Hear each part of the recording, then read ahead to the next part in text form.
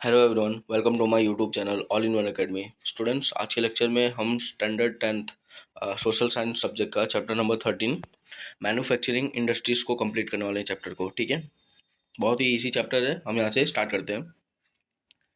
The process in which man can change the natural resources into usable conditions according to his intellectual, cultural and economic capacity is called industry। देखो यहाँ पे सबसे पहले दो line में क्या दिया है, इंडस्ट्री का मतलब दिया है। तो इंडस्ट्री का मीनिंग क्या होता है? ऐसा प्लेस जहाँ पे कुछ प्रोसेस यूज़ करके, फॉर एग्जांपल जो भी नेचुरली रॉ मटेरियल्स मिलता है उसको फिनिश गुड्स में कन्वर्ट करके यूजेबल कंडीशन में लाना। ठीक है, और with the help of intellectual, अपने दिमाग से, कल्चरल एंड इकोनॉमिक कैपेसिटी, मतलब पैसे का यूज़ करके रॉ मटेरियल को फिनिश गुड्स में कन्वर्ट करना। जहाँ पे और ये जहाँ पे ये पर्टिकुलर प्लेस होता है जहाँ पे रॉ मटेरियल को फिनिश गुड्स में कन्वर्ट करते हैं, ऐसे प्लेस को क्या बोला जाता है? इंडस्ट्री बोला जाता है। याद रखना, मेन क्या है, नेचुरल रिसोर्सेज को यूजेबल कंडीशन में लाता है ये जगह पे, और ऐसी जगह को क्या बोलते हैं? Industry. In India, the industrial traditions are found since Indus valley civilisation. ये जो इंडस्ट्री का जो प्रथा चल रहा है वो इंडस वैली सिविलाइजेशन के टाइम से ही चल रहा है। At that time India use to prepare cotton textile, clay utensils, things of bell, metal and beads. देखो उस टाइम पे भी क्या करता था, ये जो इंडस्ट्रीज है वो क्या प्रिपेयर करते थे उस टाइम पे? कॉटन का टेक्सटाइल, कॉटन से कपड़े वगैरह बनाते थे, क्या मिट्टी के बर्तन वगैरह बनाते थे, बैल बनाते थे मेटल का, and beads. Up to 18th century India was ahead in ship building industry. ठीक है, और उसके बाद है ना 18th सेंचुरी में जो इंडिया है वो शिप को, नाव वगैरह बनाने इंडस्ट्री में भी वो आगे बढ़ गई थी। India was also ahead in handicraft and in cottage industries. देखो हाथ से बने हुई जो चीज़ें होती है ना, ऐसे चीज़ को बोलते हैं हैंडीक्राफ्ट। तो इंडिया जो है वो धीमे धीमे है ना आगे बढ़ने लगा था। कौन से इंडस्ट्रीज में? हैंडीक्राफ्ट इंडस्ट्रीज में and in cottage industries. Cottage मतलब सिंपल सा स्मॉल इंडस्ट्रीज को बोलते हैं।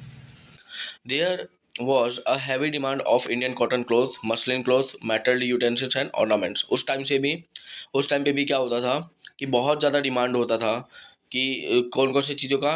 कॉटन क्लोथ्स का, कॉटन के कपड़े का, मसलिन के क्लोथ का, मेटल यूटेंसिल्स, ठीक है, मेटल के बने हुए यूटेंसिल्स एंड ऑर्नामेंट्स। ठीक है, next, with the beginning of industrial revolution in England, the Britishers used to take away raw material, especially raw cotton। अब यहाँ पे देखो, जैसे इंडस्ट्रियल रिवोल्यूशन चालू हो गया था इंग्लैंड में, तो जो ब्रिटिशर्स रहते थे, अंग्रेज लोग, वो क्या करते थे, जो रॉ मटेरियल्स है उसको लेके चले जाते थे, और स्पेशली कौन सा रॉ मटेरियल?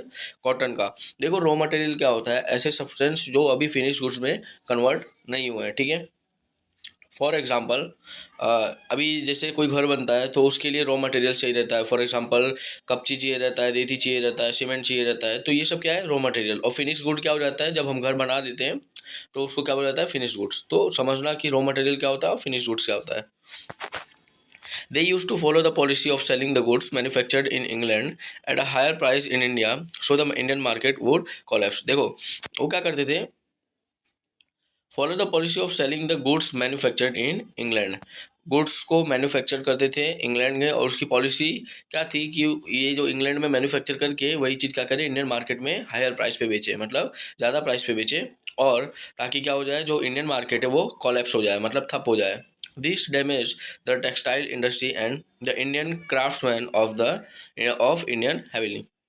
इसकी वजह से क्या हुआ, ये मतलब है ना वहाँ पे मैन्युफैक्चर करके इंडिया में लाके बहुत ही ज़्यादा दाम में बेचते थे, जिसकी वजह से मार्केट कोलैप्स हो गया था।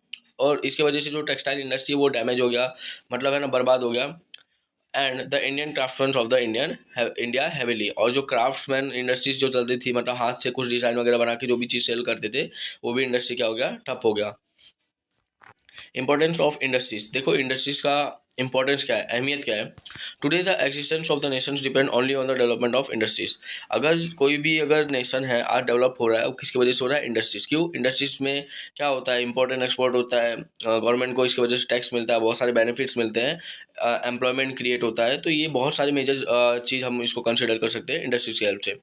Economic development without the industrial progress will be impossible. कभी भी कोई भी कंट्री में अगर इकोनॉमिक डेवलपमेंट होता है तो वो बिना कोई इंडस्ट्रियल प्रोग्रेस के हो ही नहीं सकता है। ठीक है, क्योंकि इंडस्ट्रीज अगर ग्रो करेगी तो देखो इंडस्ट्रीज ग्रो की, इम्पोर्ट एक्सपोर्ट बढ़ेगा, इंडस्ट्री की रेवेन्यू बढ़ेगी, वो एम्प्लॉयमेंट अपॉर्चुनिटी लाएगी। फिर उसके बाद जब उसके सेल्स वगैरह जब ज़्यादा बढ़ने लगेगी तो गवर्नमेंट को टैक्स भी मिलेगा। तो ये सब चीज़ें में अब गवर्नमेंट को टैक्स मिलेगा तो गवर्नमेंट एक्सपेंडिचर्स बढ़ेंगे, गवर्नमेंट एक्सपेंडिचर बढ़ेंगे तो लोकल पब्लिक का वेलफेयर होता है। तो ये सब चीज़ें है ना एक दूसरे से क्या है, इंटरलिंक्ड है। Those countries which have developed more industrially have strengthened their economy equally। अब यहाँ पे देखो ये बोल जा रहा है कि those countries which have developed more industrially, मतलब जो जो कंट्री यहाँ पे ऐसे कंट्रीज जहाँ पे इंडस्ट्री बहुत अच्छे तरीके से डेवलप हो चुकी है, उन्होंने अपने इकोनॉमी को है ना इंडस्ट्री के डेवलपमेंट के साथ साथ जो इकोनॉमी है वो भी स्ट्रेंथ कर लिया है, मजबूत कर लिया है, मतलब पैसे वाले भी बन जाते हैं। ठीक है, countries like United States of America, Russia, Japan, South Korea are prosperous, मतलब समृद्ध and developed nation on the basis of their industrial development. ये कंट्रीज़ के नाम याद रखना। इंडस्ट्रियल डेवलपमेंट के मामले में ये जितने भी कंट्रीज़ वगैरह हैं वो है ना डेवलप हो चुकी हैं, समृद्ध हो चुकी हैं। ठीक है, मतलब उन्होंने क्या किया था, अपने इंडस्ट्रीज़ के ऊपर ज़्यादा फोकस किया था और वो डेवलप भी हो चुकी हैं। Those countries where industries are either not developed और less developed are not capable to harness the natural resources as industrial raw material. देखो ऐसी भी कुछ कंट्री है जो या तो थोड़ा ही डेवलप हुए हैं या तो डेवलप ही नहीं हो रहे हैं इंडस्ट्रीज के मामले में। वो लोग क्या कर रहे हैं, अपने नेचुरल रिसोर्सेज को अच्छे तरीके से यूटिलाइज ही नहीं कर पा रहे हैं। They have to sell their natural resources at a cheaper price and purchase the things made of the same raw material from the foreigners at the higher price. और ऐसे इंडस्ट्रीज क्या करते हैं, उनके पास मान लो मशीन वगैरह नहीं है, भले वो कंट्री के अंदर रॉ मटेरियल है, तो क्या करते हैं दूसरे देश को जो है वो रॉ मटेरियल्स को सस्ते दाम में बेच देते हैं, और वही जो देश को वो लोग बेचते हैं वही देश क्या करती है, मैन्युफैक्चर करके फिनिश गुड्स में वही सेम कंट्री को क्या करती है, हायर प्राइस पे बेच देती है। Manufacturing industries contribute about 29% of the national production of the India. याद रखना, जो मैन्युफैक्चरिंग इंडस्ट्रीज है, मैन्युफैक्चरिंग इंडस्ट्री मतलब जहाँ पे रॉ मटेरियल से फिनिश गुड्स में कन्वर्ट होता है, तो ऐसी जो इंडस्ट्री है वो 29% ऑफ द नेशनल प्रोडक्शन को होल्ड करता है।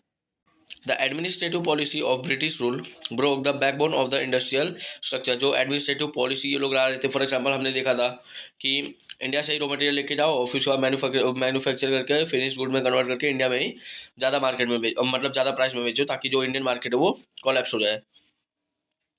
During slavery period industries with modern methods could not be started in India. जब हम गुलामी में थे, मतलब हम जब गुलाम थे अंग्रेज के, तब हम कोई भी मॉडर्न मेथड्स वगैरह इंडस्ट्री में नहीं ला पाए थे। इन 1853 the first industry In 1853, the first industrial complex of iron furnace based on charcoal was founded, but it failed। 1853 में पहला क्या किए थे, ये आयरन की एक इंडस्ट्री थी जिसमें क्या करते थे, आयरन फर्नेस को भट्टी में जला के उसको चारकोल वगैरह फाउंड करते थे, बट ये जो इंडस्ट्री है वो फेल हो गई। First successful attempt was made in 1854 in cotton textile industry. याद रखना इंपॉर्टेंट है, सबसे पहला जो सक्सेसफुल इंडस्ट्री था वो क्या था, 1854 में जब ये स्टार्ट किए थे तो कौन सी इंडस्ट्री थी, वो कॉटन टेक्सटाइल इंडस्ट्री थी। देयर आफ्टर उसके बाद a jute mill was establish in 1855 at Rishra near Kolkata. उसके बाद क्या हुआ, जूट का एक कारखाना चालू किया गया, कब, 1855 में, और कौन से प्लेस में, कोलकाता में, याद रखना। In 1874, a factory was founded at Kulti for making iron, which was closed after few years। ठीक है, वापस आयरन के रिलेटेड एक इंडस्ट्री को, फैक्ट्री को एस्टेब्लिश किया गया था 1874 में। ठीक है, और कुछ सालों बाद क्या हो जाता है, वो वापस बंद हो जाता है। इट वॉज रीस्टार्टेड इन 1881। वापस उसको है ना 1881 में रीस्टार्ट किया जाता है, वापस से चालू किया जाता है वो इंडस्ट्री को। कौन सा, आयरन वाली जो फैक्ट्री बनाए थे। In 1907, a new dimension was provided with the founding of the Tata Iron and Steel Company at Jamshedpur. फिर 1907 में एक नया डायमेंशन प्रोवाइड किया गया, एक बेस प्रोवाइड किया, और वो फाउंडेशन, और ये कौन चलाती थी, Tata iron and steel at Jamshedpur. आज भी हमें पता है कि टाटा, तब से देखो 1907 से लेके जो टाटा इंडस्ट्रीज है वो धीमे धीमे स्टील के कंपनी में क्या हुआ, आयरन एंड स्टील कंपनी में बहुत अच्छा खासा ग्रोथ किए, और आज बहुत ही ज़्यादा फेमस और बहुत ही ज़्यादा रेवेन्यू जनरेट करने वाली कंपनी बन गई है, वो हमें भी पता है। Next, classification of industries. देखो इंडस्ट्रीज को कैसे, कौन से बेसिस में क्लासीफाई किया गया है, मतलब डिफ्रेंशिएट कर, अलग अलग करना। Industries are divided on the basis of human labour, ownership and the sources of raw material. देखो तीन चीज़ के बेसिस पे क्लासीफाई किया गया है, डिवाइड किया गया है। ह्यूमन लेबर, कारीगर वहाँ पे कैसे लगते हैं। ऑनरशिप, जो मतलब है ना, बोलते हैं ना कि मालिकाना, and the sources of raw material, वहाँ पे है ना रॉ मटेरियल के कौन कौन से सोर्सेस होते हैं, इन तीन के बेसिस पे क्या किया गया है, जो इंडस्ट्रीज है उसको क्लासीफाई किया गया है। On the basis of human labour the industries can B divided into small scale and large scale. जहाँ पे कम लेबर काम करते हैं वो स्मॉल स्केल इंडस्ट्रीज है, ठीक है, वहाँ पे प्रोडक्शन भी कम होता होगा, ऑब्वियसली बात है। लार्ज स्केल इंडस्ट्रीज मतलब जहाँ पे क्या होता है, लेबर जो है वो ज़्यादा क्वांटिटी में होते हैं और वहाँ पे ज़्यादा प्रोडक्शन होता है, ठीक है। Those industries where more employment is available is known as a large scale industry. जैसा मैंने बताया, cotton textile industry, when an industry is under the direction of an individuals ownership and the numbers of the labourers is also less, it is called the small scale industry. A small scale industry में क्या होता है, जहाँ पे एक individual ownership होता है, एक ही मालिक होता है, और वहाँ पे जो नंबर ऑफ लेबर्स होते हैं वो भी कम होते हैं, ठीक है। तो ऐसे इंडस्ट्रीज को क्या बोला जाता है, स्मॉल स्केल इंडस्ट्रीज। याद रखना, अगर ज़्यादा लेबर है तो लार्ज स्केल इंडस्ट्री, अगर कम लेबर है तो स्मॉल स्केल इंडस्ट्री। देखो example, sugar industry industry. Besides this industries can be classified as a private, public, collaborative and cooperative groups. Private company होती है, पब्लिक कंपनी होते हैं मतलब गवर्नमेंट, कोलैबोरेटिव मतलब यहाँ पे प्राइवेट पब्लिक दोनों होते हैं, and cooperative groups, cooperative society जो बनाते हैं, ठीक है। So industries can be classified in many ways on the basis of sources of raw material. The industries can be classified into agro based industries and mineral based industry. Ownership भी हमने देख लिया, ownership में क्या होता है, private, public, collaborative and cooperative, ये चार टाइप के इंडस्ट्रीज होते हैं। Next, on the basis of जो सोर्सेज ऑफ रॉ मटेरियल्स के, तो उसके बेसिस पे क्लासीफाई कैसे करेंगे, एग्रो बेस्ड इंडस्ट्रीज और मिनरल बेस्ड इंडस्ट्रीज। अब देखो हम देखते हैं क्या होता है ये agro based industries. Cotton, textile, jute, silk, woollen, textile, sugar, paper are industries based on the raw material obtain from the activity based on agriculture. देखो एग्रो बेस्ड इंडस्ट्रीज में एक वर्ड छुपा हुआ है एग्रो, मतलब एग्रीकल्चरल एक्टिविटी करने के बाद जो रॉ मटेरियल से हम कुछ चीज़ बनाते हैं, तो वो जो इंडस्ट्री होती है जहाँ पे एग्रीकल्चरल प्रोडक्ट्स का यूज करके फिनिश गुड्स बनाते हैं, तो ऐसे इंडस्ट्रीज को क्या बोला जाता है, एग्रो बेस्ड इंडस्ट्री बोला जाता है। याद रखना, एग्रीकल्चरल रॉ मटेरियल या प्रोडक्ट का यूज करके फिनिश गुड्स बनाते हैं, तो ऐसे इंडस्ट्रीज को क्या बोला जाता है, एग्रो बेस्ड इंडस्ट्रीज बोला जाता है। देखो कॉटन टेक्सटाइल, कॉटन का पहले प्लांटेशन होता है, फिर उसके बाद उसको है ना, फॉर एग्जांपल टेक्सटाइल जो कंपनीज होते हैं, बस फॉर एग्जांपल जो संचा खाता होता है उसके अंदर उसको यूज़ करते हैं, ठीक है, थ्रेड के फॉर्म में लाते हैं और फिर उसके बाद कपड़ा बनता है। Jute, silk, woollen textile, sugar, paper. देखो शुगर में भी क्या होता है, फॉर एग्जांपल जो शुगर है, सबसे पहले शुगर केन से क्या किया जाता है, उसको फॉर एग्जांपल जो पिरोया जाता है, फिर उसके बाद से जो भी उसमें लिक्विड फॉर्मेट निकलता है, ठीक है, शुगर केन से, तो उसको क्या कन्वर्ट करते हैं किसमें, फॉर एग्जांपल गुड़ में कन्वर्ट करते हैं, और डिफरेंट डिफरेंट स्वीट प्रोडक्ट्स भी उससे बनते हैं। Next, cotton textile industry. देखो garment industry has an important place in the industrial economy of India. Simple सी बात है, जो इंडिया की इकोनॉमी में जो गारमेंट वाली इंडस्ट्रीज़ है, कपड़े वाली जो इंडस्ट्रीज़ है, उनका कंट्रीब्यूशन बहुत ज़्यादा है, उनका जो प्लेस है वो बहुत ज़्यादा इंपॉर्टेंट भी है। This industries provides employment to about 3.5 crore people. अब यहाँ पे इसकी इंपॉर्टेंस क्यों है, क्योंकि ये है ना 3.5 करोड़ लोग को क्या करता है, एम्प्लॉयमेंट अपॉर्चुनिटी प्रोवाइड करता है। Textile industry is the industry which provides maximum employment in the country. Textile industry एक ऐसा इंडस्ट्री है जहाँ पे क्या होता है, एम्प्लॉयमेंट अपॉर्चुनिटी सबसे ज़्यादा होता है। India hold second rank after China in the export of cotton textile. India जो है हमारी कंट्री, वो सेकंड रैंक होल्ड करती है, मतलब फर्स्ट रैंक पे कौन था, चाइना। किसके फील्ड में, ये जो कॉटन का टेक्सटाइल होता है उसके फील्ड में, उसके एक्सपोर्ट में। It is the main industry from production and employment points of view.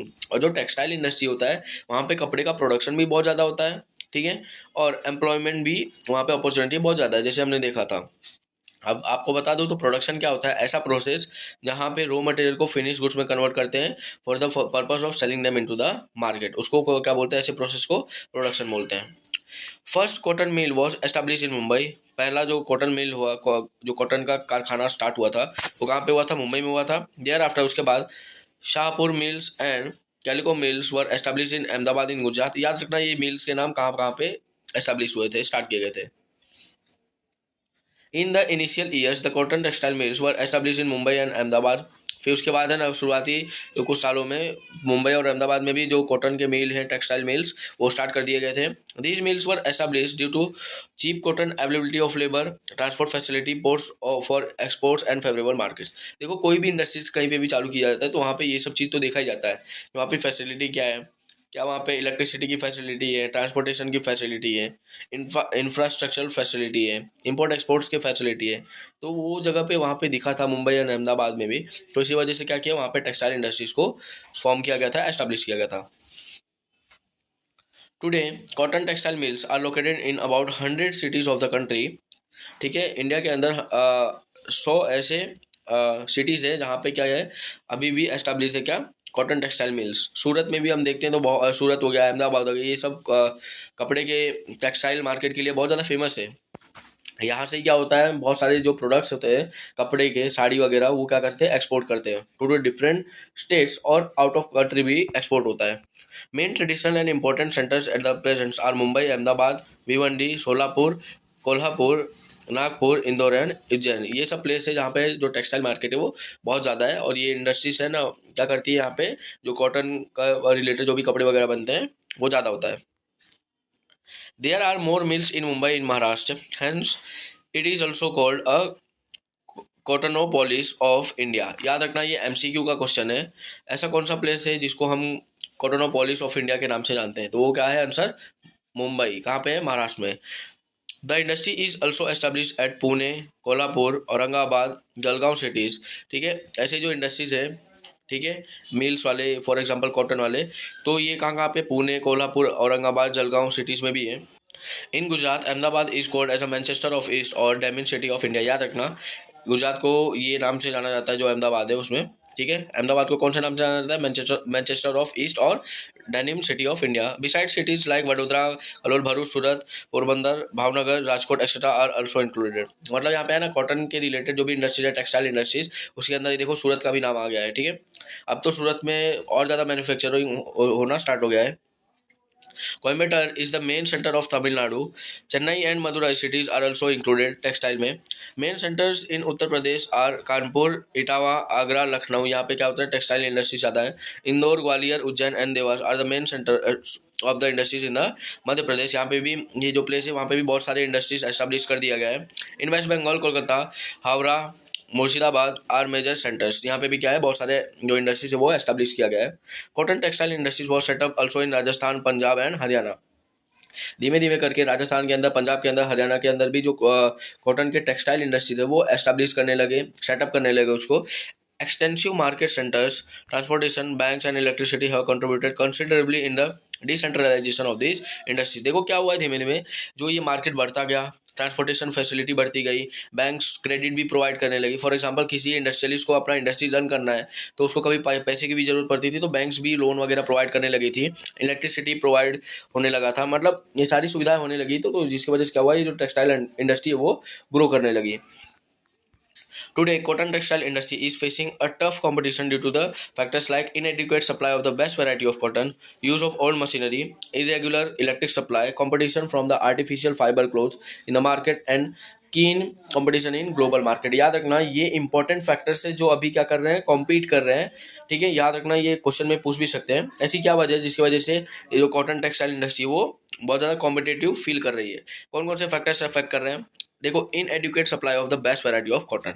Cotton के इनएडिक्वेट सप्लाई मतलब यहाँ पे सिंपल सी बात है, जैसा लोगों को, मान लो कि जैसे इंडस्ट्रियलिस्ट को, एक बिजनेसमैन को चाहिए जिस वैरायटी का कॉटन, वो मिल नहीं रहा है। ठीक है, उसका सप्लाई बहुत ज़्यादा कम हो गया है। Use of old machineries, old machinery use कर रहे हैं तो उसमें बोलते हैं ना कि थोड़ा बहुत गाबड़ा वगैरह भी हो सकता है। फॉर एग्जांपल जो भी कॉटन के रिलेटेड जो भी कपड़े वगैरह बन रहे हैं वो मशीन में क्या करते हैं, उसका प्रोडक्शन तो करते हैं, बट कभी कभी क्या होता है वो गड़बड़ हो जाता है। इरेगुलर इलेक्ट्रिक सप्लाई, कभी इलेक्ट्रिसिटी होता है कंपनी के अंदर, कभी नहीं होता है। इसके वजह से भी क्या हुआ है, ये फैक्टर अफेक्ट कर रहा है, ठीक है। अब यहाँ पे देखो इसका इफेक्ट क्या पड़ेगा। इलेक्ट्रिक सप्लाई अगर इरेगुलर रहेगा तो क्या रहेंगे, कारीगर कारीगर लोग बैठे रहेंगे, और जो भी ये कॉटन का टेक्सटाइल जो मतलब जो भी कॉटन के कपड़े बनने वाले रहेंगे वो क्या हो जाएंगे, रुक जाएंगे, जिसकी वजह से क्या हो जाएगा, प्रोडक्शन कम हो जाएगा। प्रोडक्शन कम हो जाएगा तो क्या होगा, जो डिमांड है उसको फुलफिल ही नहीं कर पाएंगे। Competition from artificial fibre cloth in the market and कीन कंपटीशन इन ग्लोबल मार्केट। और धीमे धीमे क्या हुआ, ये जो टेक्सटाइल के रिलेटेड है वो ग्लोबली मार्केट में वो कॉम्पीट करना स्टार्ट हो गया है।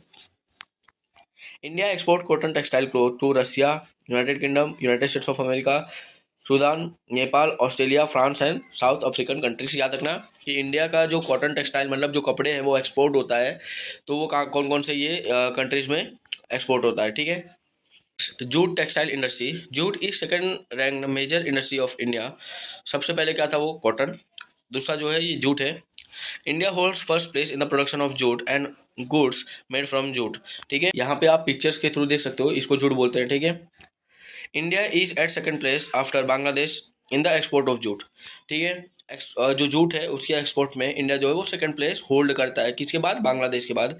Of the total jute production of the country, West Bengal produces about 80%, Andhra Pradesh about 10%, and the rest is produced by Bihar, Uttar Pradesh, Madhya Pradesh, Odisha, Assam and Tripura।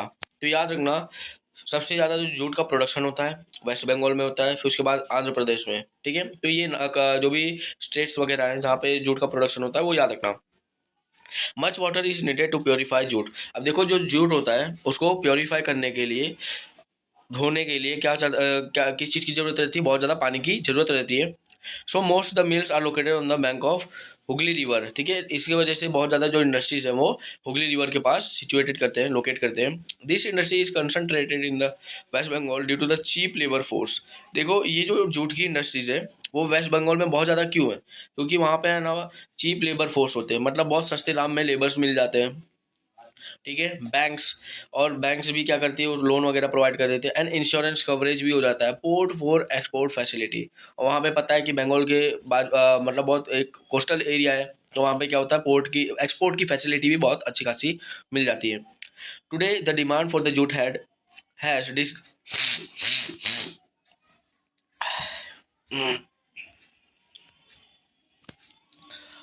Today, the demand for the jute has decreased because of the other option in packing material for goods। देखो jute का जो demand है वो decrease हो गया है, क्यों, packing करने के लिए अलग अलग मटेरियल्स अब यूज़ करने लगे हैं।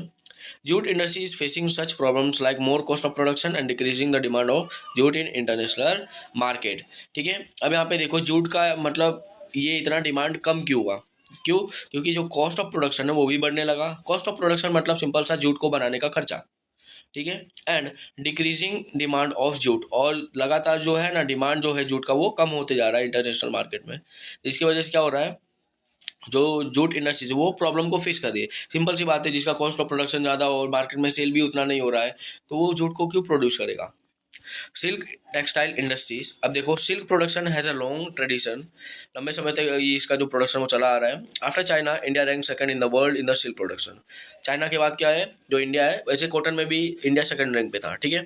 इन India 4 types of silk are produce, these are mulberry, eri, tasar and moong. याद रखना टाइप्स ऑफ सिल्क जो प्रोड्यूस होते हैं इंडिया के अंदर, तो याद रखना mulberry, eri, tasar and moong. Today there are about 300 silk weaving mills in India, 300, और अभी तो और ज़्यादा हो गए होंगे। यहाँ पे क्या होते हैं, सिल्क के वीविंग मिल्स वगैरह है। Major states producing silk are Karnataka, Madhya Pradesh, west Bengal, Tamil Nadu, Punjab and Jammu and Kashmir. Silk and clothes are exported to Europe, Africa and gulf countries. Gulf countries मतलब जहाँ पे पेट्रोल डीजल वगैरह ज़्यादा मिलते हैं, oil based countries, Iran, Iraq हो गया ये सब। Beside these are also exported to Germany, Singapore, USA, Kuwait, Malaysia and Russia। उसके बावजूद भी ये सब कंट्रीज में भी क्या करते हैं, सिल्क को क्या करते हैं, एक्सपोर्ट करते हैं। In international market India silk is facing a tough competition from China. जो देखा जाए ना तो ग्लोबली अगर देखा जाए तो इंडिया को कौन सी कंट्री सिर्फ कॉम्पीट कर रही है सिल्क मार्केट के बेसिस पे, सिर्फ एक ऐसा कंट्री है जो चाइना, वो क्या कर रही है, कॉम्पीट कर रही है। क्योंकि हमें पता है जो चाइना है वो फर्स्ट प्लेस को होल्ड करता है ग्लोबली, एंड जो इंडिया है वो सिल्क के एक्सपोर्ट में सेकंड प्लेस को होल्ड करता है। नेक्स्ट वुलन टेक्सटाइल इंडस्ट्रीज, जो ऊन के बने हुए रहते हैं, ठीक है। ऐसे cottage industry, the history of the woollen textile industry is very old, ठीक है। ये जो ऊन के बने हुए जो भी कपड़े वगैरह बनाते थे वो भी बहुत ज़्यादा ओल्ड ट्रेडिशन है। Maximum woollen textile mills are in Punjab, ठीक है। जो वुलन वाली जो इंडस्ट्रीज है, मिल्स है, कारखाना है, वो कहाँ पे ज़्यादा है? पंजाब में ज़्यादा है। नेक्स्ट कम्स महाराष्ट्र, उसके बाद क्या आता है? Maharashtra. There are woollen textile mills in Uttar Pradesh also, Uttar Pradesh में भी है। Ahmedabad and Jamnagar in Gujarat are the centres of woollen cloths, जो ऊन के बने हुए जो भी कपड़े वगैरह रहते हैं उसका भी जो मेन सेंटर है वो गुजरात के अंदर कहाँ पे है? अहमदाबाद एंड जामनगर के अंदर है। Other major centres are Bikaner and Jaipur in Rajasthan, Srinagar in Jammu and Kashmir and Bengaluru in Karnataka. Place का नाम याद रखना। India also produce woollen carpets, ठीक है। वोलन के बने हुए कारपेट्स भी, चटाई वगैरह भी प्रोड्यूस करता है India. Woollen cloth is exported to America, Canada, Germany, France and Russia. याद रखना ये प्लेस पे क्या होता था, जो भी वोलन के बने हुए जो भी क्लॉथ वगैरह रहते थे, कारपेट्स वगैरह रहते थे, वो एक्सपोर्ट होता था America, Canada, Germany, France and Russia में। सिंथेटिक टेक्सटाइल इंडस्ट्रीज, ठीक है। अब यहाँ पे सिंथेटिक फाइबर होता है, उसकी बेसिस पे जो भी कपड़े वगैरह बनते थे, जो भी चीज़ वगैरह बनता था, उसका एक्सपोर्ट एंड इम्पोर्ट, उसका प्रोडक्शन के बारे में हम पढ़ेंगे। The cloth made from synthetic fibre made by man is strong, durable and does not retain wrinkles. Hence, this industry has developed very much. अब यहाँ पे देखो सिंथेटिक फाइबर क्या होता है। ऐसा फाइबर जो हम ह्यूमंस द्वारा बनाया जाता है उसको बोलते हैं सिंथेटिक, ठीक है, जिसको मैन मेड फाइबर भी बोलते हैं।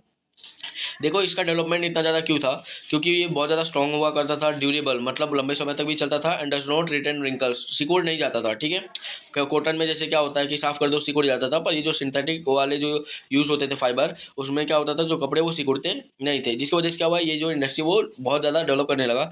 The cotton fibres are mix with the synthetic fibre to get mix variety of clothes. अब क्या हुआ, कॉटन और सिंथेटिक दोनों का यूज़ करके क्या करते थे, कपड़े बनाते थे। Main producer of the industries are, देखो कहाँ कहाँ पे ये ज़्यादा प्रोडक्शन होता था सिंथेटिक फाइबर का यूज़ करके, केरला, गुजरात, उत्तर प्रदेश, वेस्ट बंगाल, तमिलनाडु, ठीक है। अदर सेंटर्स आज सूरत, कानपुर, मुंबई, अहमदाबाद, कोलकाता, चेन्नई एंड मोदी नगर। यहाँ पे क्या करते थे, सिंपल सी बात है, कॉटन और सिल्क दोनों का कॉटन और सिंथेटिक फाइबर दोनों का यूज़ करके क्या करते थे, कपड़ा वगैरह बनाते थे। और इसका मेन फीचर याद रखना क्या, क्योंकि इसका डिमांड इतना क्यों बढ़ गया, क्योंकि ये स्ट्रॉन्ग था, ठीक है, जल्दी फटता नहीं था, लंबे समय तक चलता था और कभी भी ये सिकुड़ता नहीं था साफ करने के बाद। Sugar industry, making jaggery from the sugar cane juice is very old industry in India, जो गुड़ वगैरह बनाते थे, ठीक है। Sugar industry stand second after the textile in the agrarian industry in India, मतलब एग्रीकल्चरल बेस पे जो शुगर इंडस्ट्री वो सेकंड प्लेस पे आता है, ठीक है। After reaping the crops of sugar cane, जब क्या करते हैं, जो शुगर कैन मतलब जो गन्ना है उसको जब पिरोते हैं, it has to be squeeze within 24 hours so that the amount of water is not reduce. उसको क्या करते हैं, जब पिरो के जो भी लिक्विड वगैरह निकलता है उसको 24 आवर्स से पहले क्या कर देते हैं, उसको स्क्वीज कर देते हैं, ताकि जो पानी की क्वांटिटी वो कम ना हो जाए। That is why the sugar factories are located near sugar cane growing centres, ठीक है। यहाँ पे भी सूरत में भी बहुत सारे, फॉर एग्जांपल जैसे कडोदरा साइड जाने लगते हैं तो वहाँ पे भी बहुत ज़्यादा शुगर कैन का प्रोडक्शन होता है। चलो देखो इसमें क्या बता रहे हैं, जो शुगर की इंडस्ट्रीज वगैरह ये लोग फॉर्मेट करते थे, एस्टेब्लिश करते थे, वो कहाँ पे होता था, जहाँ पे शुगर कैन की जो भी एग्रीकल्चर वगैरह होता था उसके बाजू में ही, मतलब आसपास में ही लोकेट करते थे, ठीक है। Sugar factories are located in Maharashtra, Uttar Pradesh, Tamil Nadu, Karnataka, Andhra Pradesh, Gujarat. Gujarat में भी बहुत सारे क्या है, शुगर इंडस्ट्रीज हैं। प्लेस का नाम याद रखना। This industries is develop in Gujarat at Bardoli, Gadevi, Surat, Navsari, Vyara, Bharuch. देखो भरूच का दो नाम दे दिया है, भरूच एंड कोडीनगर एंड तलाला गिर। देखो ये प्लेस पे क्या होता है, जो शुगर की इंडस्ट्रीज है, गन्ने की जो खेती है वो बहुत ज़्यादा होती है, और गन्ने के यूज़ करके बहुत सारे सब वेराइटीज़ ऑफ प्रोडक्ट्स भी बनते हैं। पेपर इंडस्ट्री, देखो paper is made out of soft wood, bamboo, grass, molasses, ठीक है। जो पेपर है वो किससे बनता है, सबसे पहले ये याद रखना, किससे, सॉफ्ट वुड, ठीक है, लकड़ी से बनता है, बाम्बू से बनता है, ठीक है। ग्रास जिसको बांस बोलते हैं, बाम्बू मतलब क्या होता है, जो बांस जो होता है ना, बांस की लकड़ी उसको बोलते हैं। घास से बनता है, मोलेसेस से बनता है। It is produce in Andhra Pradesh, Maharashtra, west Bengal, Odisha, Karnataka, Gujarat, Madhya Pradesh, Chhattisgarh, Tamil Nadu and Haryana. Place का नाम याद रखना कि पेपर का इंडस्ट्रीज, जो पेपर का इंडस्ट्रीज है वो कहाँ कहाँ पे एस्टेब्लिश्ड है। नेक्स्ट मिनरल बेस्ड इंडस्ट्रीज, ठीक है। इसमें क्या होता है, कुछ मिनरल्स का यूज करके कुछ प्रोडक्ट्स वगैरह बनाते हैं। Those industries where in mineral are use as a raw material are known as mineral based industries. जैसा मैंने बोला, जहाँ ऐसी इंडस्ट्री जहाँ पे मिनरल का यूज करके कुछ फिनिश गुड्स बनाते हैं, तो ऐसे इंडस्ट्री को क्या बोला जाता है? मिनरल बेस्ड इंडस्ट्रीज बोला जाता है. Industries such as iron and steel industry, aluminium industry, copper, chemical, fertiliser, cement, means of transportation and electrical goods are mineral based industries. ठीक है, याद रखना. आयरन हो गया, स्टील इंडस्ट्रीज हो गया, एल्यूमिनियम इंडस्ट्री हो गया, कॉपर इंडस्ट्री हो गया, केमिकल, फर्टिलाइजर्स, ये जितने भी इंडस्ट्रीज है वहाँ पे क्या करते हैं? मिनरल्स का यूज़ करके फिनिश गुड्स वगैरह बनाते हैं. आयरन एंड स्टील इंडस्ट्री, देखो iron and steel industry is the axis of the modern industrial and economic development. एक बेस है. आज जो मॉडर्न इकोनॉमिक डेवलपमेंट हो रहा है, इतना ज़्यादा ग्रोथ हो रहा है, प्रॉस्परस हो रहा है, उसमें एक इसका भी बेस है. किसका? आयरन एंड स्टील इंडस्ट्री का. It is considered to be the base industry. इसको क्या माना जाता है? एक बेस इंडस्ट्री माना जाता है in the field of economic development. Machines and other constructions are produce from its production. ठीक है, फॉर एग्जांपल देखो इसका इंपॉर्टेंट क्या है. आयरन एंड स्टील इंडस्ट्रीज में क्या होता है? सबसे पहली बात, मान लो इसमें मशीन का भी ये लोग मशीन भी बनाते होंगे. ठीक है, अगर एक टेक्सटाइल इंडस्ट्रीज के रिलेटेड अगर ये मशीन ही नहीं बनाएंगे तो टेक्सटाइल इंडस्ट्री वाले खरीदेंगे क्या? उनके पास तो मशीन ही नहीं रहेगा, और मशीन नहीं रहेगा तो उनका प्रोडक्शन भी नहीं होगा, प्रोडक्शन नहीं होगा तो सेल्स भी नहीं होगा. तो इनडायरेक्टली देखा जाए तो ये एक बेस्ड इंडस्ट्री होता है जहाँ पे बहुत सारे बड़े बड़े मशीन वगैरह भी बनाए जाते हैं. ठीक है,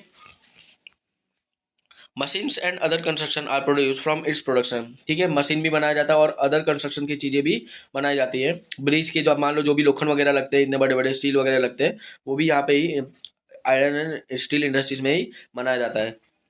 this can be also considered to be a key industry. इसको एक इम्पॉर्टेंट इंडस्ट्री भी माना जाता है.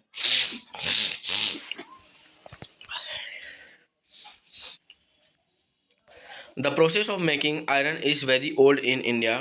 India was imported from the process of making iron is very old in India. India के अंदर जो भी प्रोसेस करके आयरन का यूज़ कर रहे हैं वो बहुत ही पुराना है.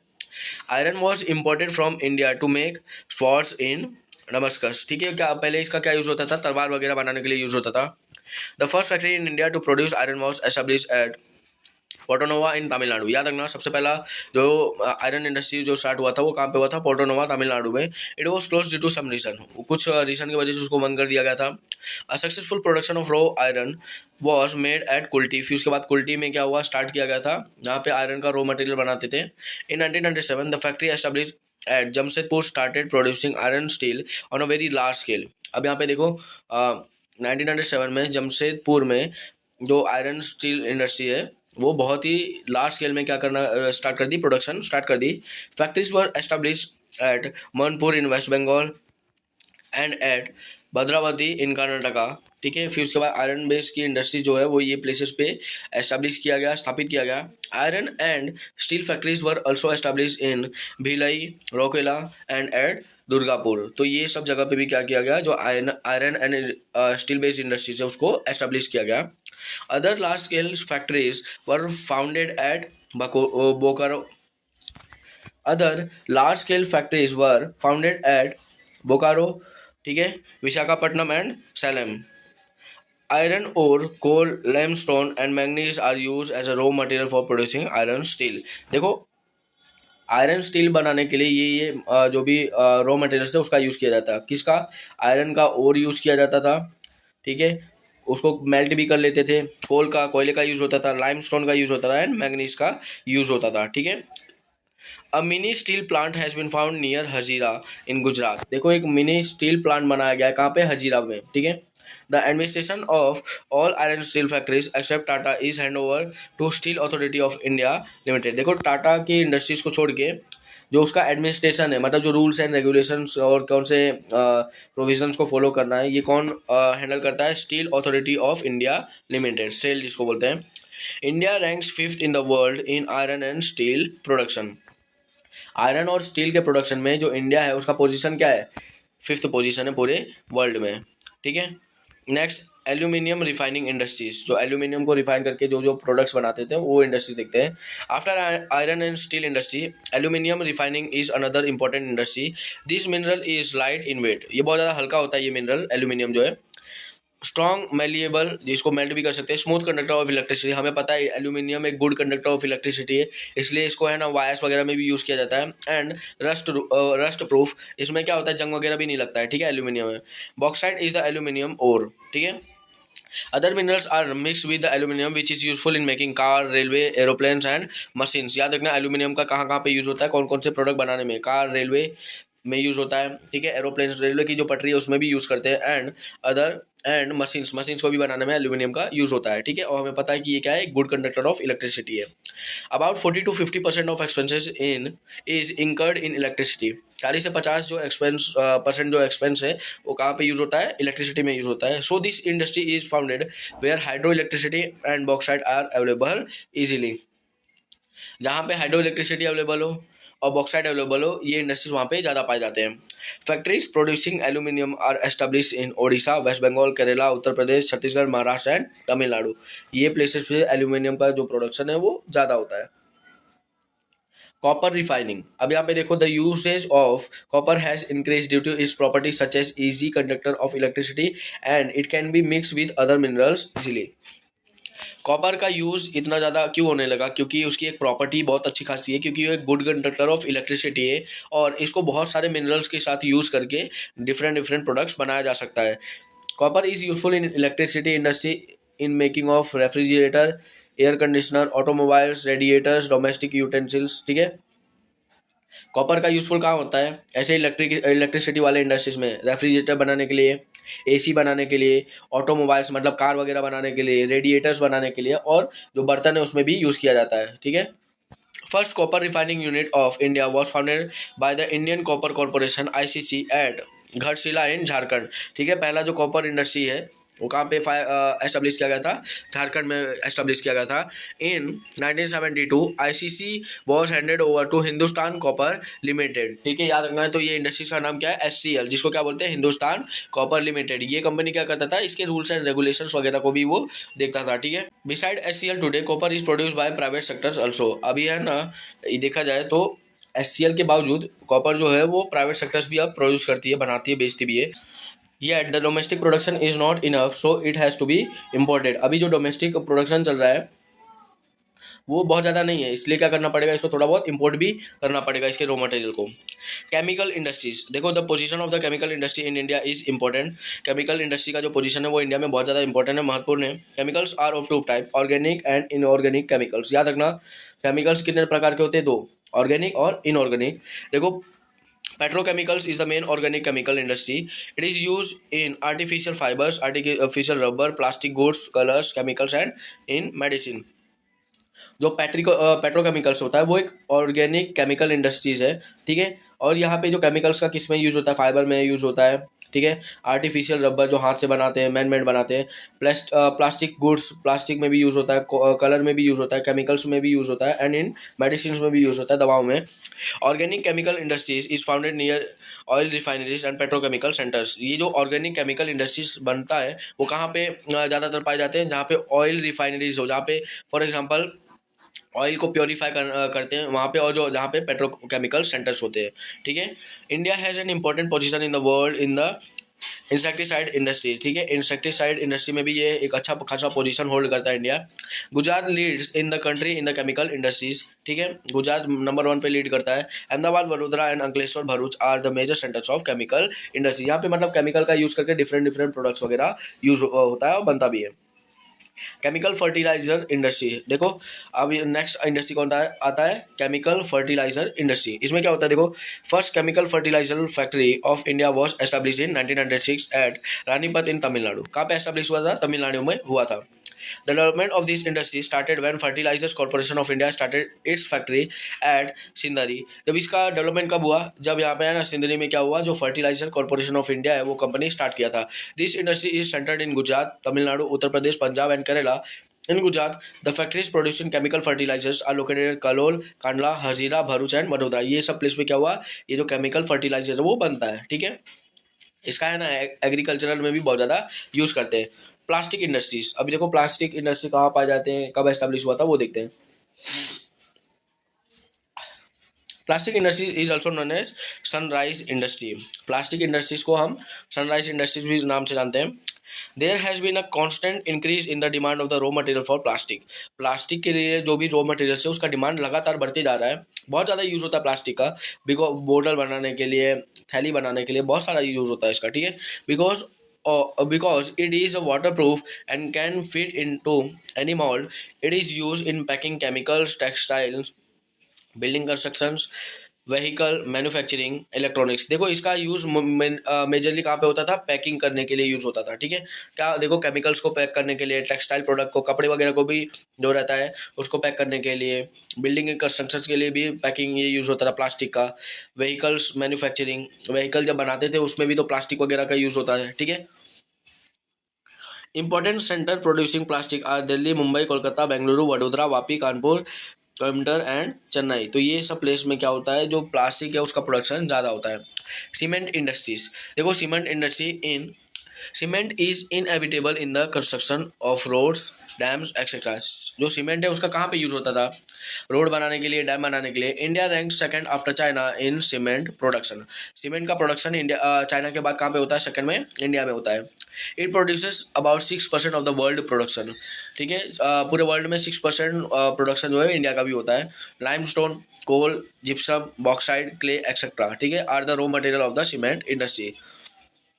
जो सीमेंट इंडस्ट्री है उसका ये रॉ मटेरियल्स होते हैं, ठीक है। The raw materials and the products have more weight, so the cement factories are located where the raw material is available in abundance। ये जो कोई भी अगर फैक्ट्री, कोई भी बेस अगर फैक्ट्री वगैरह रहता है वो वहाँ पे ही एस्टेब्लिश करते हैं जहाँ पे उसकी सुविधा ज़्यादा हो और उसकी जो अवेलेबिलिटी हो, क्वांटिटी वो ज़्यादा हो। There is a fairly good development of the industries in Gujarat. Industries के अंदर ये जो इंडस्ट्री है सीमेंट इंडस्ट्री, उसका बहुत अच्छा खासा डेवलपमेंट हो रहा है। Next, transport equipment industries. अब इसमें क्या होता है, देखो you might have seen many types of vehicles for travel. बहुत सारे ऐसे व्हीकल्स होते हैं जो हम ट्रैवलिंग के लिए यूज़ करते हैं। Earlier there were animals driven vehicles which were very slow. पहले क्या करते थे, पहले ज़माने में एनिमल्स का यूज़ करते थे। For example bullock cart, horse cart, ये सब यूज़ करते थे। गधों का भी यूज़ करते थे। Today in the modern age vehicles with faster speed along with the development of roads have come in usage. आज के टाइम पे क्या होता है, ऐसे व्हीकल्स बनाए जाते हैं जिनकी बहुत अच्छा खासा स्पीड होती है, ठीक है, और उनका यूज़ किया जाता है। The industries which produces such vehicles is also known as transport industries. ऐसे इंडस्ट्रीज को क्या बोलते हैं, ट्रांसपोर्ट इंडस्ट्रीज भी बोलते हैं। फॉर एग्जांपल जो बाइक का प्रोडक्शन करते हैं, टेम्पो का प्रोडक्शन करते हैं, ट्रक का प्रोडक्शन करते हैं, ठीक है। Railway services deserves appreciation of travelling in India. इसकी तारीफ होनी चाहिए ट्रैवलिंग के रिलेटेड।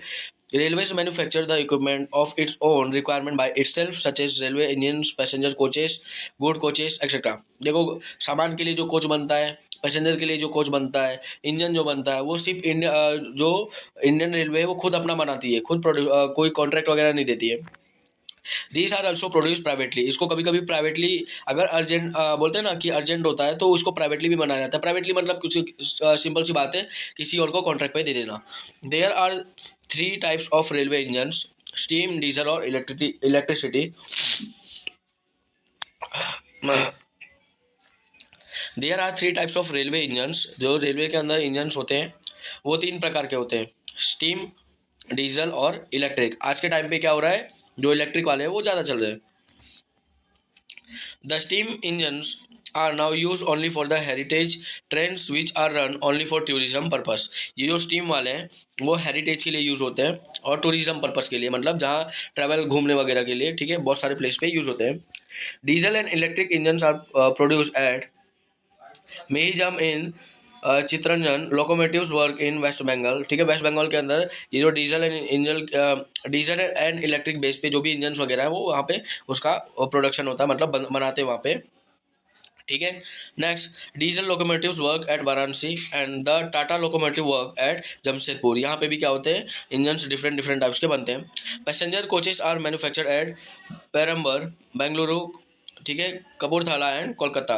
जो पैसेंजर कोचेस होते हैं, जो डब्बा बनता है, बोगी बनता है, वो कहाँ पे बनता है, पेरम्बर, बेंगलुरु, कपूरथला एंड कोलकाता में बनता है। Road vehicles, before independence we use to manufacture cars by assembling its imported parts. देखो इंडिपेंडेंस, आज़ादी से पहले हम क्या करते थे, डिफरेंट डिफरेंट उसके पार्ट्स वगैरह कार के मंगाते थे, उसको असेंबल कर देते, मतलब उसको ज्वाइन कर देते थे, ठीक है। Now the factories manufacturing truck, bus, car, motorcycle, scooter and cycle are establish in our country. अब सिंपल सा, पहले क्या करते थे, पार्ट्स को इम्पोर्ट करते थे और जो प्रोडक्ट बनाते थे, ठीक है। अब क्या करते हैं, यहाँ पे ही इंडस्ट्रीज़ को एस्टेब्लिश कर दिया गया है, जो क्या करती है, ट्रक बनाती है, बस बनाती है, कार बनाती है, मोटरसाइकिल बनाती है। The road vehicles are manufacture mostly by the private sectors. ये जो रोड व्हीकल्स होते हैं उसको कौन बनाते हैं, प्राइवेट सेक्टर्स, कंपनीज ही ज़्यादा बनाती है, ठीक है। India ranks 5th in the world in the production of commercial vehicles, ठीक है। कमर्शियल व्हीकल्स के प्रोडक्शन में जो इंडिया है वो 5th पोजीशन पे आता है। Today the vehicles and their spare parts manufactured in India.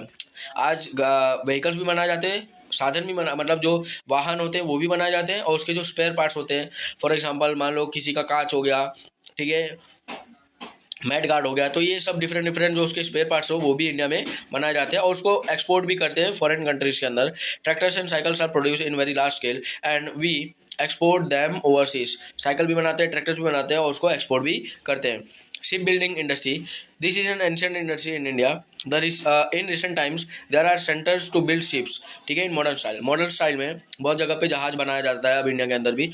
These are, देखो, विशाखापट्टनम, कोलकाता, कोची, मुंबई एंड मारमागांव। देखो अगर देखा जाए तो ये सब कोस्टल रीजन में क्या करते हैं, शिप वगैरह बनाया जाता है, which are in the public sector. ये मतलब है ना गवर्नमेंट सेक्टर ही बनाती है। Kochi and Visakhapatnam build ships of large scale. Kochi में, विशाखापट्टनम में जो शिप का प्रोडक्शन होता है, नए नए टाइप के जो जहाज वगैरह बनते हैं वो बहुत ही लार्ज स्केल में बनते हैं। Private dockyards fulfil local needs, और जो प्राइवेट डॉकयार्ड्स वगैरह रहते हैं वो है ना जो छोटे मोटे नीड्स वगैरह रहते हैं उसको पूरा करते हैं। We have also started producing helicopters, हमने हेलीकॉप्टर्स भी बनाना स्टार्ट कर दिया है। Aircraft building units are establish at Bengaluru, Koraput, Nashik, Hyderabad and Lucknow. यहाँ पे भी क्या हुआ, जो एयरक्राफ्ट वगैरह रिलेटेड जो भी चीज़ बनाई जाती है, राफेल वगैरह मान लो, ये सब बनाया जाता है, तो ये सब प्लेसेस में स्टार्ट हो गया है। The building of aircraft for passengers travels has still not started in India. देखो जो एयरक्राफ्ट जो पैसेंजर के लिए यूज़ होते हैं वो वाला भी जो इंडिया में वो उसका मैन्युफैक्चर स्टार्ट हुआ नहीं है, ठीक है। Electronic industry, radio set and telephone industry was establish in India in 1905, ठीक है। जो रेडियो सेट है, टेलीफोन इंडस्ट्री, वो एस्टेब्लिश कब हुआ था, 1905 में। This can be said to be the beginning of electronic industry in India. ऐसा बोल सकते हैं कि जो इलेक्ट्रॉनिक इंडस्ट्री का इंडिया में स्टार्ट हुआ था तो 1995 में ही हुआ था। भारत इलेक्ट्रॉनिक्स लिमिटेड, जिसको बेल बोलते हैं, was establish in 1956 in Bengaluru with the motive to manufacture equipment for Akashvani and weather department. जो वेदर डिपार्टमेंट है, रेडियो, याद है हमें, रेडियो वगैरह होता था, आकाशवाणी होता था, उसके लिए क्या किया था, ये इलेक्ट्रॉनिक इंडस्ट्री सेटअप किया गया था। Today it produces various electronic equipment in the collaboration with the Indian space research organisation, ठीक है। ये जो इलेक्ट्रॉनिक इंडस्ट्री है, जो फॉर एग्जांपल रेडार के लिए और रेडियो के लिए, ये है ना कोलैबोरेशन कर लिया किसके साथ, इसरो के साथ, ठीक है। This industry has brought a lot of changes in the normal life of the people, their lifestyle and the national economy। ये जो इंडस्ट्री है रेडियो बेस वाले, इलेक्ट्रॉनिक वाले, उन्होंने बहुत सारे चेंजेस वगैरह लाए हैं लोगों के लाइफ वगैरह में और जो इंडिया है उसकी इकोनॉमी में भी। Bengaluru has become the capital of this industry. Bengaluru के अंदर बेंगलुरु को इसका कैपिटल माना जाता है, ये प्लेस को, क्योंकि यहाँ पे बहुत ज़्यादा सेटअप है। It is also called silicon valley of India, और इसको क्या बोला जाता है, सिलिकॉन वैली भी बोला जाता है इंडिया का। Software park, science park and technological park establish for the development of this industries. Software park, science park वगैरह बनाया गया है कहाँ पे, बेंगलुरु के अंदर। The future of this industry in India is very optimistic, मतलब रियलिस्टिक है और इसका जो डेवलपमेंट है वो बहुत अच्छा खासा तरीके से हो सकता है। Industrial pollution and environmental degradation. अब यहाँ पे देखो इसका मतलब क्या होता है, बहुत सारे इंडस्ट्री तो सेटअप हो गए, मगर जो मेजर प्रॉब्लम है वो क्या है, पॉल्यूशन है, जो इंडस्ट्रीज की वजह से होता है, और एनवायरमेंटल डिग्रेडेशन, मतलब यहाँ पे एनवायरमेंट जो है, प्रकृति का जो नेचर वगैरह है और जो उसकी क्वालिटी है, एयर क्वालिटी वगैरह, वो भी क्या हो रही है, धीमे धीमे डिक्रीज होते जा रही है।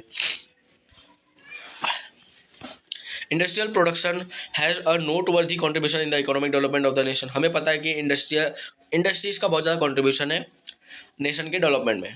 आज कोई भी देश विकास कर रहा है किसी वजह से, इंडस्ट्रीज की वजह से भी विकास कर रहा है। Industries have increase pollution and the environment has degraded. जो इंडस्ट्रीज हैं उन्होंने उनका मतलब जब वर्क वगैरह होता है तो वहाँ पे पॉल्यूशन ज़्यादा होती है और जो एनवायरनमेंट की क्वालिटी वो धीमे धीमे कम होते जा रही है। When the environmental conditions deteriorate, खराब हो जाता है, ड्यू टू द नेचुरल और man made induced reason, the quality of environment is reduce which is called the environmental degradation. Simple सी बात है, इंसानों के कारण, इंसानों के कुछ इंडस्ट्रीज एस्टेब्लिश जो हुए हैं उसके कारण जब एनवायरनमेंट की जो क्वालिटी वो कम हो जाती है उसको बोलते हैं environmental degradation. Mainly 4 types of pollution are created due to the industries. Industries की वजह से 4 प्रकार के क्या होते हैं, देखा जाए तो पॉल्यूशन वगैरह प्रोड्यूस होते हैं। For example air pollution, water pollution, land pollution and noise pollution, ठीक है।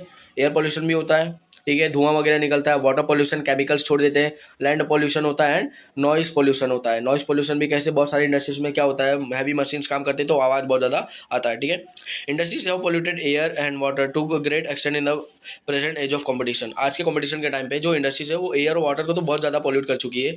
The air has become polluted due to the very harmful gases like carbon monoxide and sulphur dioxide. याद रखना कौन से गैसेस की वजह से बहुत ज़्यादा पॉल्यूटेड हो गई है, carbon monoxide and sulphur dioxide की वजह से। Water pollution has increase due to the industrial effluents, जो भी केमिकल वगैरह रिलीज कर देती है इसकी वजह से क्या है, वाटर पॉल्यूशन भी इंक्रीज हो गया है। Today many factories release their industrial waste in the river ignoring the laws. नियम कानून को छोड़ के, नियम कानून को लोग बोलते हैं ना, मध्य न नजर रखते हुए वो लोग क्या करते हैं, जो केमिकल विदाउट प्योरीफाई करके वो क्या करते हैं, रिवर्स वगैरह में छोड़ देते हैं, रिलीज कर देते हैं। Water today is heavily polluted then before. आज के टाइम पे जो वाटर है वो ज़्यादा पॉल्यूट हो चुकी है पहले के टाइम के मुताबिक में। ठीक है, next, noise pollution is one of the reason for the deafness in human life. आज जो लोग थोड़े बहुत बहरे हो रहे हैं ना, उसका रीजन यही है, नॉइज पोल्यूशन। ठीक है, due to the old machinery in industries and means of transportation the noise pollution has increase. आप ध्यान से देखोगे, जो ओल्ड मशीन होता है और जो ओल्ड ट्रांसपोर्टेशन मोड्स भी होते हैं, फॉर एग्जांपल जैसे टेम्पो हो गया, ट्रक हो गया, अगर वो सब पुराने होते हैं तो उनमें आवाज़ बहुत ज़्यादा आती है, जिसकी वजह से क्या होता है, नॉइज पोल्यूशन होता है। नॉइज पोल्यूशन की वजह से देखो एनिमल्स को भी अफेक्ट करता है, ह्यूमन बींग्स को भी अफेक्ट करता है, और बहुत लोग तो बहरे भी हो जाते हैं। ठीक है, man experiences mental tension due to too much of noise. अगर बहुत ज़्यादा आवाज़ आती है तो उसकी वजह से दिमाग पे भी प्रेशर पड़ता है। ठीक है, नॉइज की वजह से। Remedies to curb environmental degradation. आज जो एनवायरनमेंट की जो क्वालिटी वगैरह वो कम होती जा रही है due to the expand of the industries, तो उसको कम कैसे करना है। ठीक है, the country should make progress but the progress should be made in such a way that the environment is not degraded. Country को डेवलप करना चाहिए, प्रोग्रेस करना चाहिए, आगे बढ़ना चाहिए, विकास करना चाहिए, ये बात तो सच है, मगर इस तरीके से विकास करे कोई भी देश ताकि जो एनवायरनमेंट है, जो पर्यावरण है, उसको कोई भी फर्क वगैरह ना पड़े और ना उसकी क्वालिटी को डिग्रेड कम किया जाए। The amount of pollution can be reduced with the proper planning for industrial development. Industrial development को मध्य रखते हुए तो क्या करना चाहिए, एक प्रॉपर प्लानिंग करना चाहिए कि ऐसे कौन से स्टेप्स हो सकते हैं जो हम फॉलो कर सकते हैं और जो भी पोल्यूशन है जो एनवायरनमेंट को अफेक्ट कर रही है उसको कम कर सकते हैं। Pollution can be reduce also by selection of the quality equipment and fuel.